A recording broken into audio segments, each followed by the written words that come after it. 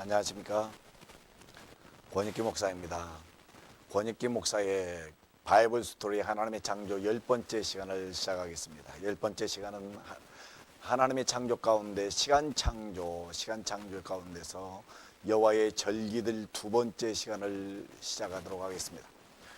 많은 사람들이 여호와의 절기와 하나님의 창조와 무슨 상관이 있느냐라고 하는 얘기를 합니다.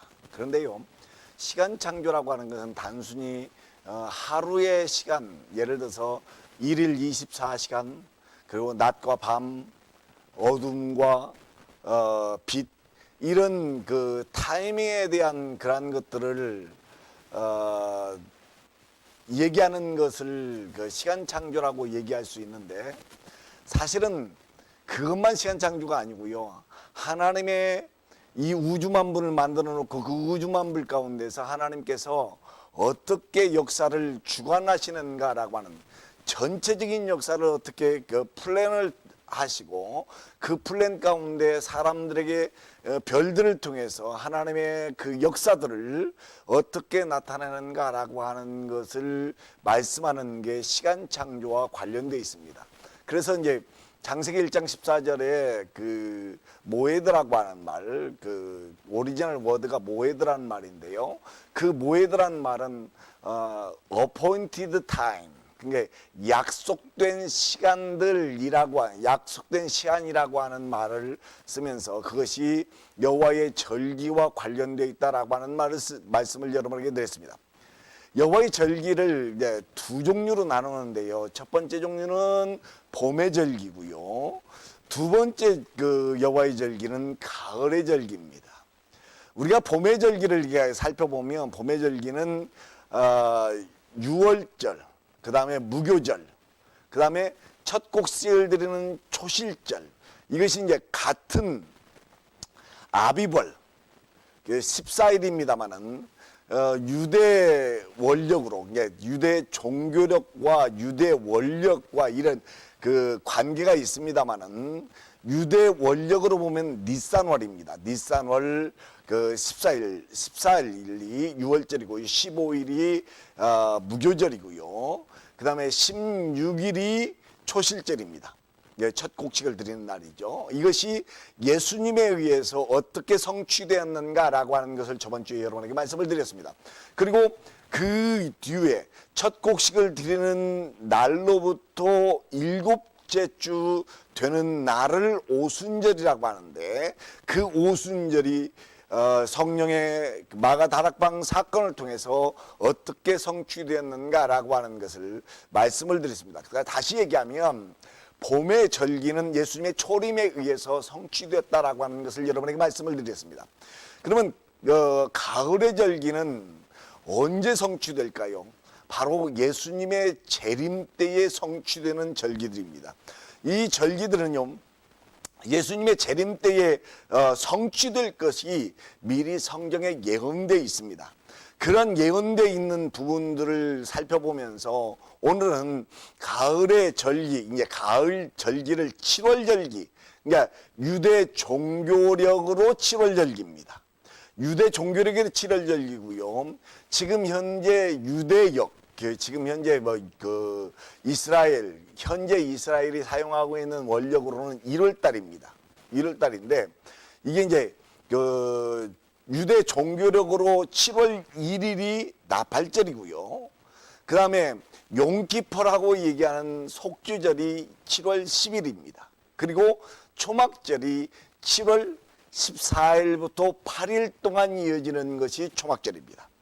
오늘은 초막절은 오늘 말씀을 다 못 드리고요, 내용이 많아서 초막절에 대한 것은 다음 주에 구체적으로 얘기하면서 예수님과 초막절, 그리고 예수님의 재림과 초막절이 어떻게 관련되어 있는가 라고 하는 부분들에 대해서 여러분에게 말씀을 드리려고 합니다. 오늘은 7월 1일인 종교력으로 얘기하는 겁니다. 유대 종교력으로 7월 1일인 나팔절과 7월 10일인 속죄일에 대해서 여러분에게 말씀을 드리려고 합니다. 7월 1일이 나팔절인데요, 이렇게 이제 레위기 23장 24절 25절에 보면 이스라엘 자손에게 말하여 이르라, 일곱째 달, 이게 종교력입니다. 이 일곱째 달 곧 그 달 첫날은 너희에게 쉬는 날이 될지 이는 나팔을 불어 기념할 날이요 성회라. 어떤 노동도 하지 말고 여호와께 화제를 드릴지니라. 여기서 이제 나팔을 불어 기념하라라고 하는 거. 그래서 이제 현재 이스라엘은요 이 날을 1월 2일로 사용하는 이유가 있습니다. 그러니까 그것이 맞는지 안 맞는지 그것에 대해서는 I don't know, 뭐 잘 모르겠어요. 그것에 대해서는 잘 모르겠는데 1월 1일이 창조의 첫날이라고 이 유대인들은 보고 있는 겁니다.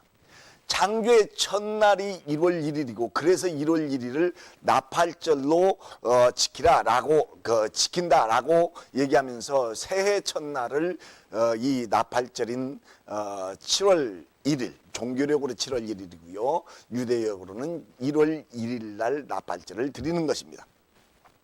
나팔절을 이렇게 하는데 이 나팔절에 대한 의미들을 좀 살펴봐야 돼요. 왜 그러니 나팔을 분다라고 하는 것과 또 여기로 성회로 모이라, 성회라, 거룩한 모임이라, sanctuary meeting이라라고 하는 그런 말을 하는데 이 성회로 모인다라고 하는 이 성회라고 하는 말, 제가 여러분에게 이 말에 대해서 히브리어로 말씀을 안 드렸습니다만 사실은 이 의미가 뭔군요.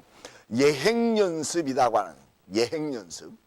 그러니까 무엇인가를 하기 위한 예행연습을 하고 있는 거예요. 그래서 이제 여러분에게 봄의 절기 얘기하면서 6월절, 무교절, 그 다음에 첫 곡식 드리는 날, 그 다음에 오순절 이런 것들을 예행연습을 해서 1400년 동안 계속 예행연습을 하다가 예수님이 와서 실제로 행하는데도 잘 몰랐다라고 하는 것을 여러분에게 말씀을 드렸습니다만은 그게 성회라고 하는 것이 예행연습하는 겁니다. 그래서 이제 나팔절을 예행연습하는 거예요. 어떤 날을 위해서 예행연습하는가라고 하는 것을 우리가 살펴볼 거고요.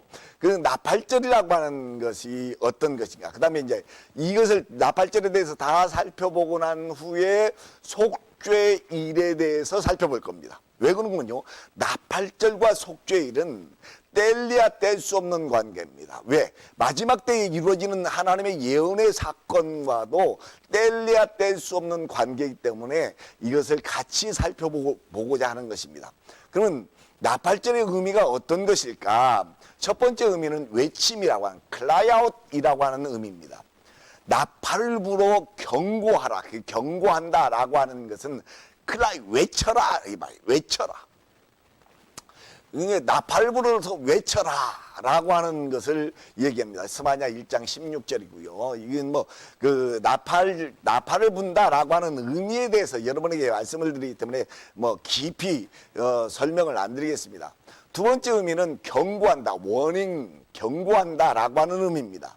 그러니까 이 트럼펫을 불어서 나팔을 불어서 나팔 분다라고 하는 것이 트럼펫을 부는 거거든요.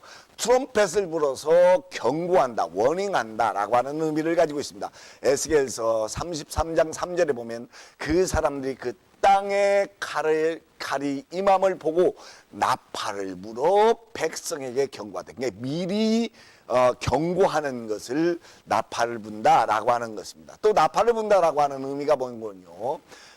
시그널을 보낸다는 거예요. 신호를 보낸다는 얘기입니다. 신호를 보내는데 여호수아 6장 5절에 보면 제사장들이 양락 나팔을 길게 불어 그 나팔 소리가 너에게 들릴 때는 백성은 다 큰 소리를 외쳐 부를 것이라. 이게 이제 여리고 사건을 얘기하는 거죠. 이렇게 나팔을 길게 제사장들이 불면 너 소리 질러라고 하는 신호를 보내겠다는 거예요. 이 나팔을 분다라고 하는 것은 이렇게 신호를 보내겠다라고 하는 것을 얘기하고, 또 나팔을 분다라고 하는 것은 프로클레이밍, 소집을 한다. 예를 들어서 성회를 소집하라라고 할 때에 소집한다라고 하는 의미입니다. 요엘서 2장 15절 말씀에 보면 너희는 시온에서 나팔을 불어 거룩한 금식일을 정하고 성회를 소집하라. 성회를 소집하라.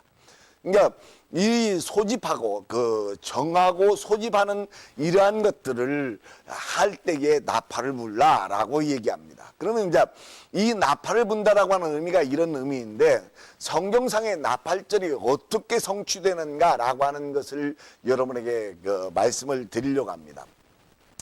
성경상의 이 나팔절의 성취를 여러 군데에서 얘기하고 있는데, 그 여러 군데 것을 같이 살펴보기 때문에 여러분들에게 미리 이제 예를 들어서 예수님이 그 전쟁이 일어난다고 얘기했죠. 예루살렘이 전쟁이 일어날 것이다.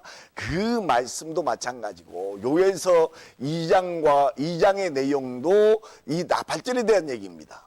그 다음에 스가랴 13장의 내용도 나팔절에 대한 얘기입니다. 그 다음에 에스겔서 38장의 내용도 나팔절에 대한 얘기예요. 그러니까 나팔을 불어서 전쟁을 예고하고 전쟁이 온다라고 하는 것을 경고해 주는 그러한 것을 행하는 것을 우리가 볼 수 있다라고 하는 겁니다. 그래서 이제 그 요에서 2장 1절 2절에 보면, 시온에서 나팔을 불어 나의 거룩한 산에 경고의 소리를 질러 이 땅 주민들로 다 떨게 할지니 이는 여호와의 날이 이르게 됨이라. 이제 임박하였으니 곧 어둡고 캄캄한 날이요 짙은 구름이 덮인 날이라. 새벽빛이 산 꼭대기에 덮인 것과 같으니 이는 많고 강한 백성이 이르렀습니다. 이와 같은 것이 옛날에도 없었고 이후에도 대대에 없으리로다 라고 말씀합니다.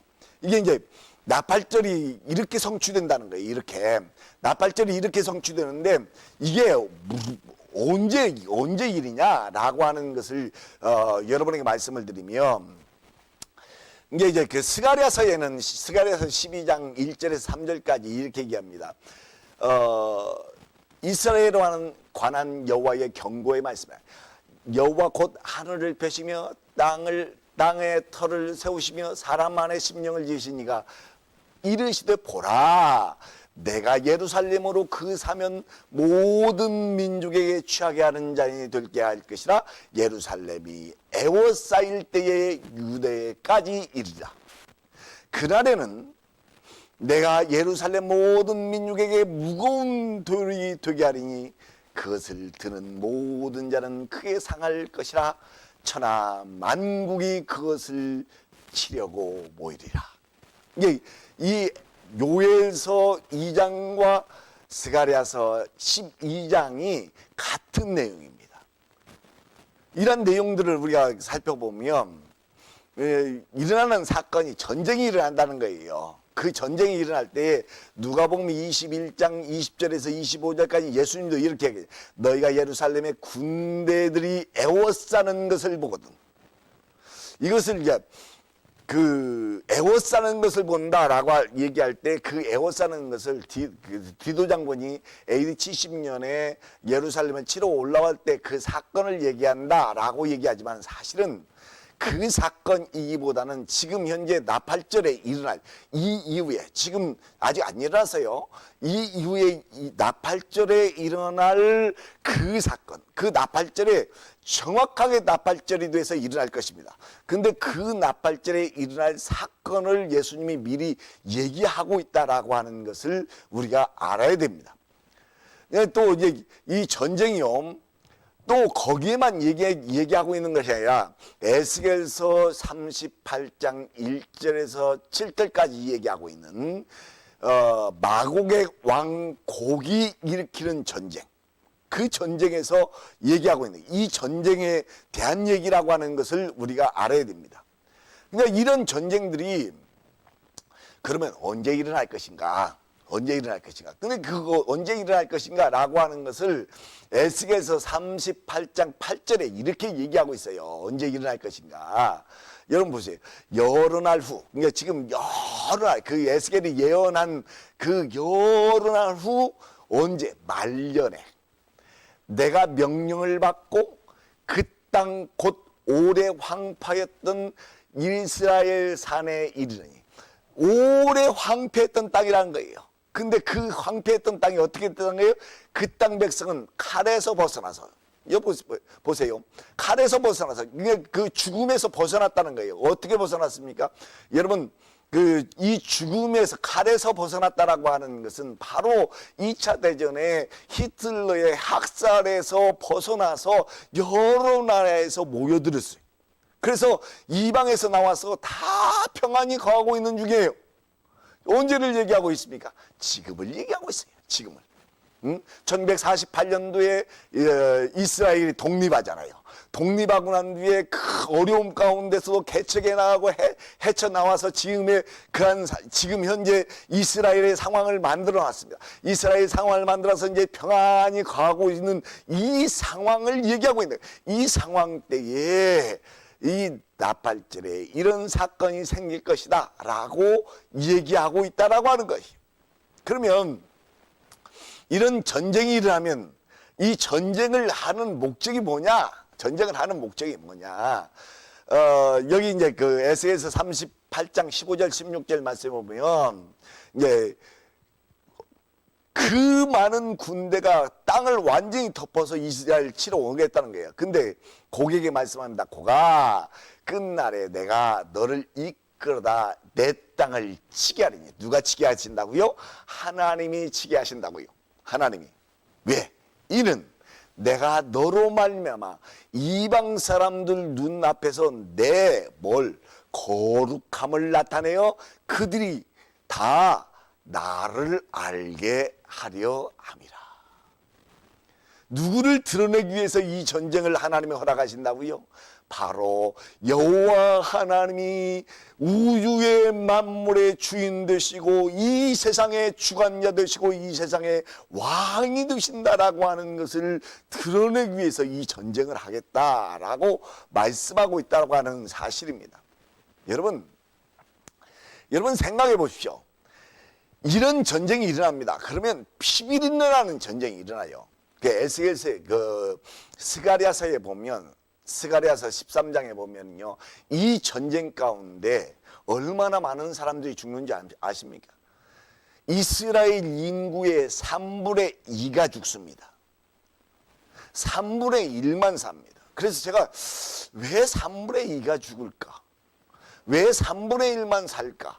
제가 이제 묵상을 했어요. 묵상을 하는 가운데 우연하게 이스라엘의 상황에 대해서 이스라엘을 위해서 기도해야 된다라고 하는 어떤 그 유튜브에 나와 있는 것을 봤는데 그 상황에 대해서 얘기하면서 무슨 얘기를 하는군요. 이스라엘이 3분의 2가 무신론자랍니다. 유대인 가운데 3분의 이스라엘에 살아가고 있는 이스라엘 사람들 가운데 3분의 2가 무신론자라는 거예요.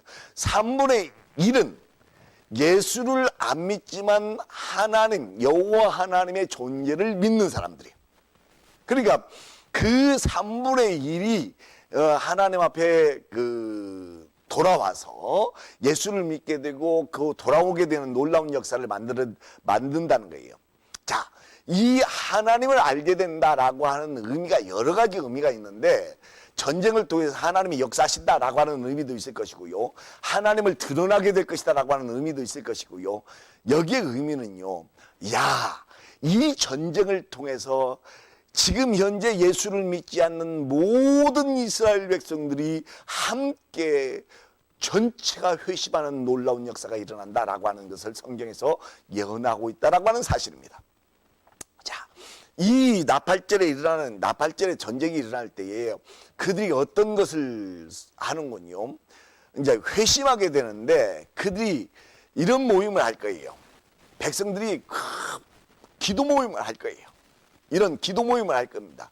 요엘서 2장 16절에서 18절까지 보면 백성을 모아 그 모임을 거룩하게 하고 장로들을 모으며 어린아이와 젖먹는 자를 모으며 신랑을 그 방에서 나오게 하고 신부도 그 신방에서 나오게 하고 여호와를 섬기는 제사장들 낭실과 제단사에서 울며 이르기를 여호와여 주의 백성을 불쌍히 여기소서. 이런 기도 모임을 하게 됩니다.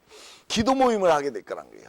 앞에 이제 제가 그 말씀을 하다가 제가 잠깐 뒤로 돌렸는데 이 두 번째 이게 이스라엘이 회심하게 되는데, 이 이스라엘이 회심하게 될 때 전에 기도 모임부터 먼저 시작하고 이스라엘이 회심하게 됩니다.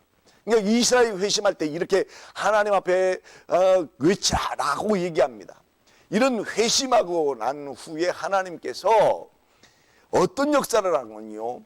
그 후에 내가 내 영을 만민에게 부어주리니 그 너희 자녀들이 장래기를 말하고, 이게 성령이만 늦은 비에 성령의 사건이 임하게 되는 겁니다. 늦은 비에 성령의 사건이 임하면서 또 일어나는 것이요, 이 성령의 사건이 일어나면서 일어나는 놀라운 사건이 뭔군요, 바로 예수님이 메시아임을 발견하게 되는 사건입니다. 놀라운 거예요.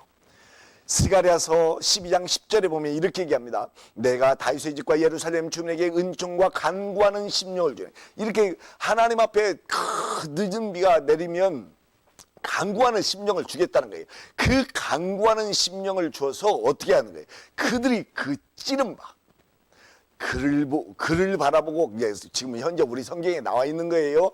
그를 바라보고 그를 위하여 애통하기를 독자를 위하여 애통하다 하며 그를 위하여 통곡하기를 장자를 위하여 통곡하듯 하려다 라고 얘기합니다만은, 여기 그라고 하는 것을 다른 사본에 보면 나를 보고 오라고. 지금 이 스가랴서 12장을 말씀하고 있는 것이요, 만군의 여호와가 얘기한다고 말씀하셨어요. 만군의 여호와가 얘기한다.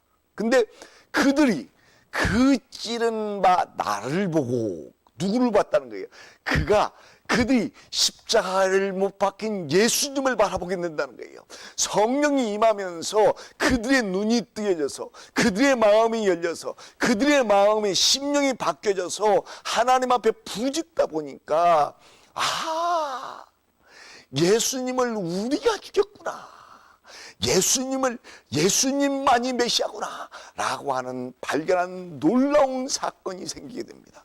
그래서 그 3분의 1이 회심하고 예수님 앞에 돌아오면서 그 3분의 1이 하나님의 종으로서 사용받는 놀라운 역사를 만들어가게 된다라고 하는 것을 우리에게 말씀해 주는 겁니다. 너무 놀랍잖아요. 이 나팔절, 그래서 지금 현재 사도 바울도 그러잖아요. 사도 바울도 그때까지 이스라엘이 회심할 때까지는 이방인의 때라는 거예요. 회심할 때까지는. 근데 이 회심이 반드시 일어날 것이라는 거예요. 반드시. 언제 일어나냐? 바로 나팔절에 전쟁이 일어나서 그 전쟁통에 하나님 앞에 부르짖으면서 성령이 임하고, 성령이 임하면서 예수님을 발견하게 되는 놀라운 사건이 일어날 것이다 라고 하는 것을 우리에게 말씀해 주는 겁니다. 여러분, 놀랍지 않아요? 그러면 이게 몇 월 며칠 몇 시에 일어나냐? 그건 모르죠. 왜? 그것에 대해서 성경에서 얘기하고 있는 것이 아니니까. 그러나 지금 현재 언제 그 전쟁이 일어나냐? 지금 현재 상황 자체가 지금 전쟁이 일어날 수 있는 상황이에요. 제가 이제 이 얘기를 여러분에게 말씀을 드리면서 제가 의심을 가졌던, 의문점을 가졌던 그런 문제가 하나가 있었어요. 어떤 문제가 있었는 거니?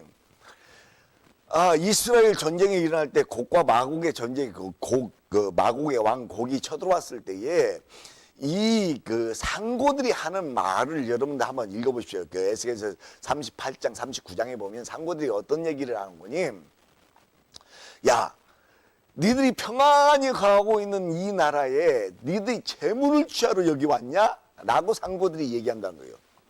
근데 사실은 이스라엘이 부유는 합니다만, 부유하게 살긴 삽니다만은 그 정도로 재물을 취할 정도 그거 아니잖아요. 그래서 이게 뭘까라고 하는 생각을 했었는데, 여러분, 더 놀라운 것을 제가 그 뉴스를 보고 깜짝 놀랐던 것이 뭔지 압니까?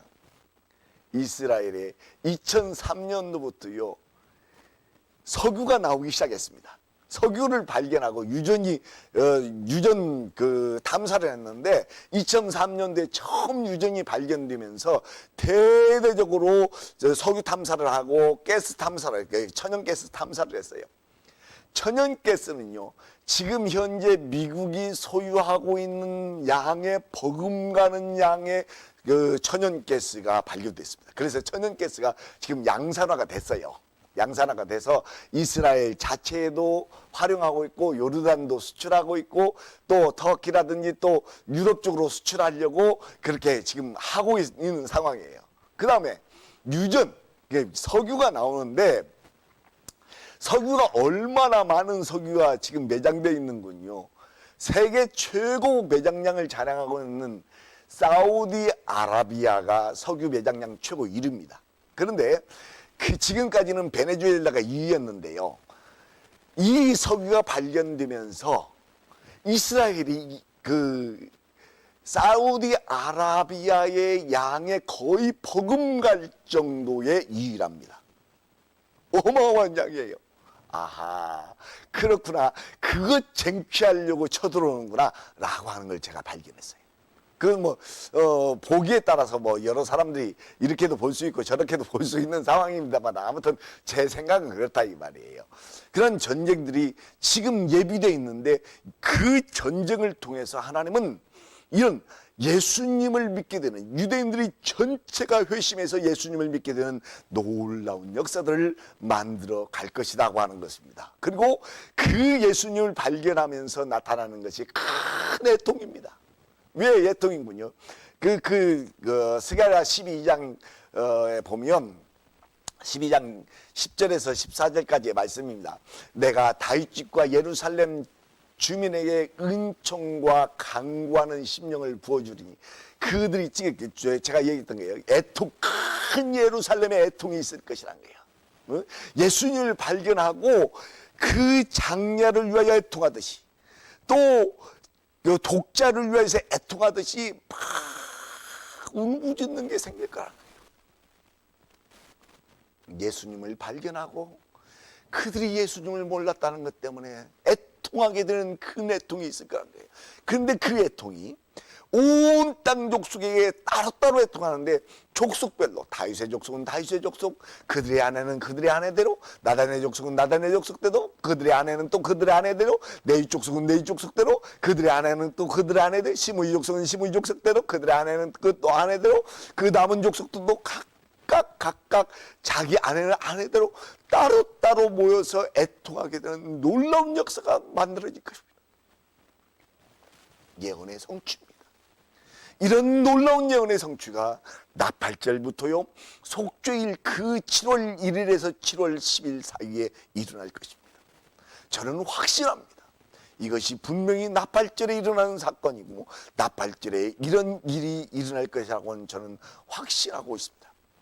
자, 그 다음에 전쟁의 승리를 하게 될 것입니다. 그 전쟁의 승리를 할 때 요엘서 2장 19절 20절에 이렇게 합니다. 여호와께서 그들에게 응답하여 이르시기를, 그렇게 부르짖으니까 애통하고 하나님 예수님을 발견하고 그들이 부르짖으니까 어떻게 하는 거예요? 전쟁에서 승리하게 하는데, 그 전쟁에서 응답하여 이르기를 너에게 곡식과 새 포도주와 기름을 주리니 너희가 이로 말미암아 흡족하리라. 이거 영적인 의미도 있어요. 곡식과 새 포도주와 기름을 준다라고 하는 영적인 의미도 있어요. 그런데 이거 보세요. 내가 북쪽 군대를 너희에게서 멀리 떠나게 하며 마르고 척박한 땅으로 쫓아내리니 그 앞에 부대는 동해로 그 뒤에 부대는 서해로 떠나서, 여러분 그 앞에 부대는 동해로 가서 다 빠져 죽고 또 그 뒤에 부대는 서해로 가는데, 여러분 동해는 지중해라고 여러분 봅시다. 서해는 지중해라고 봅시다. 근데 동해는 어디 있어요? 그러니까 제가 이렇게 얘기하니까 사해가 있지 않습니까? 사해 빠져도요 그 소금 덩어리 다 썩지도 않아요. 근데 썩어서 냄새 난다 했잖아요. 놀라운 것은요, 이 전쟁하면서 지진이 일어날 건데 성경에 뭐라고 했어요? 그 전쟁이 감남산에서부터 아르바까지 쫙 깔려져서 바닷물이 들어올 거란 거예요. 감남산에서 아르바까지. 아르바가 어딘 줄 압니까? 그 모세가 홍해를 건넜던 그 아카드만이라고 하는 그 만입니다. 홍해입니다. 그 홍해 가운데 그 수에즈가 있잖아요. 수에즈만이 있고 아카드만이 있는데 그 아카드만의 그 물이 갈라져서 땅이 갈라져서 그쪽으로 그 바닷물이 들어올 거라는 게 사이가 없어지겠죠. 그렇게 되면 사이까지 싹 들어오니까 사이가 없어져서 그쪽으로 이 그 시체가 떨어진다라고 하는 것을 우리가 알 수 있는 거예요. 여러분, 이런 하나님의 놀라운 역사들이 나팔절에 일어날 것입니다. 그래서 이 전쟁에서 이기게 하심으로, 그 전쟁에 이기게 하실 때도 이렇게 얘기했어요. 에스겔서 38장 19절에서 23절까지 보면 내가 질투와 맹렬한 노염으로 말할 거니와 그날에 큰 지진이 이스라엘에서 일어난다 했잖아요. 큰 지진, 그날에 큰 지진이라. 그래서 그게 갈라져서 전쟁통에 그 지진으로 말미암아서 바닷물이 들어오고 바닷물이 들어옴으로 말미암아서 후부대, 뒤에 있는 군대가 앞에 있는 군대가 동해에 빠진다 그랬죠. 앞에 있는 군대가 동해에 빠지는데 그 앞에 있는 군대 동해가 빠지는 것이 바로 그쪽에 빠지는 것이라는 거예요.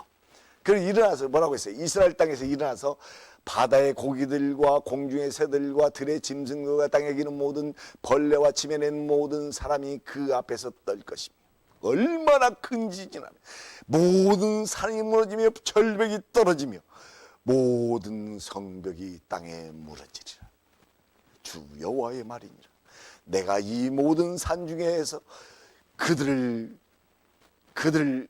칠 칼을 부르니 사람들이 칼로 그 형제를 칠 것이며, 그러니까 칠 칼을 부르겠다. 그 기간 동안에 지원군을 불러내겠다는 거야. 그들 칠 칼을 불러내겠다. 그리고 또 전염병과 피로 그를 심판하는데 폭우로 쏟아지고 큰 우박덩이가 쏟아지고 불과 유황으로 쏟아지고, 그래서 그 무리와 그 전쟁에 온 모든 무리를 다 쏟아가지고 그렇게 죽여버릴 것이다. 또 한 가지 얘기합니다. 이같이 내가 여러 나라의 눈에 내 위대함과 내 거룩함을 나타내어 나를 알게 하리니 내가 여호와인 줄 그들이 알리라. 놀라운 역사죠. 너무 놀라운 역사입니다. 이렇게 전쟁이 일어납니다.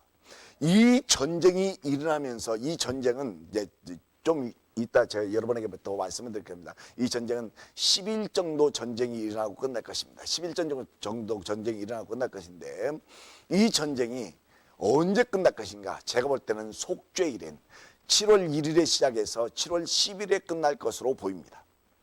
왜 그렇게 얘기하는군요. 여러분, 예수님 초림 때에 성령이 임하는 사건, 딱 오순절에 성령이 임하잖아요. 그게 초실절, 하나님 앞에 천지사를 드리는 그 날로부터 세워서 7주 후에 정확하게 일어나는 사건이거든요. 그것처럼 그렇게 일어날 것이다. 저는 그렇게 봅니다. 여러분, 이제 여호와의 절기 가운데 이제 가을의 절기는 나팔절, 속죄일, 그 다음에 초막절인데, 초막절은 다음 주에 여러분에게 말씀드릴 거고, 속죄일에 대해서 말씀을 드리면서 쭉 이어서 여러분에게 말씀을 드리는 겁니다. 속죄일이라고 하는 것은 용키퍼라고 얘기합니다. 용키퍼는 속죄일인데 이스라엘 모든 축제 중에 가장 엄숙하게 치러지는 것이 용키퍼라고 하는 겁니다. 제가 이 용키퍼를 의미 있게 기억하는 게, 제 유대인 친구가 있는데, 유대인 친구가 어느 날 저하고 이제 운동을 하다가, 운동 친구인데 운동을 하다가 갑자기 야, 너 용키퍼 하냐? 그래서 안다 그랬더니 이번 주 용키퍼인데 너 우리 회당에 한번 와볼래? 그러다가 제가 목사인 줄 알으니까요.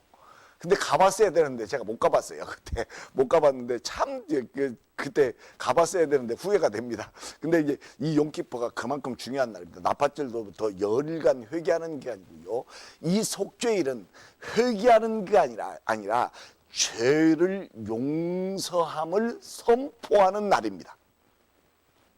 죄가 용서된 것을 선포하는 날이 속죄일입니다.